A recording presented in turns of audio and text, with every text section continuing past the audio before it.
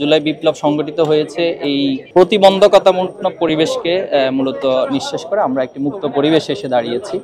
তো সে জায়গায় আশা করি সবাই এই মুক্ত পরিবেশে যার যার চিন্তার শেয়ারিং, যার যার লেখার শেয়ারিং, লেখার স্বাধীনতা সবকিছুকে সবার সামনে উন্মুক্ত করতে পারবে, সবকিছুকে সবার সামনে প্লেস করতে পারবে।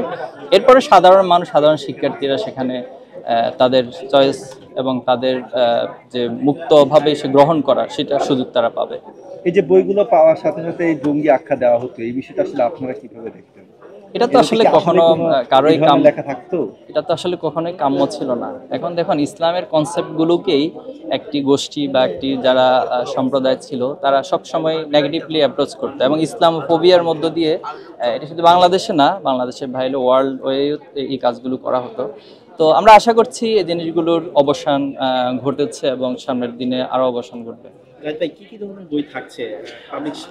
আমাদের এখানে শিশুতোষ থেকে শুরু করে কিশোর এবং ইয়াং জেনারেশনের জন্য বইগুলো রয়েছে। বিশেষ করে একজন শিক্ষার্থীর জ্ঞানের যতগুলো পরিমণ্ডল রয়েছে, তার জানার পরিধির জায়গা রয়েছে, আমরা সব ধরনের বইগুলো প্রকাশ করছি।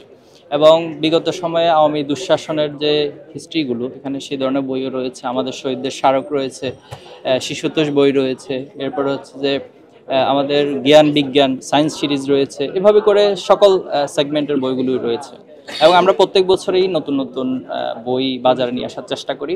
এবছরে আমাদের কিছু বই আসবে ইনশাল্লাহ এবং ৩৬শে জুলাই কেন্দ্রে, যেটা আমি ইতিমধ্যে বলেছি, এই রিলেটেডও কিছু বই প্রকাশ হবে ইনশাল্লাহ। মুক্তিযুদ্ধের কোনো বই থাকছে কিনা?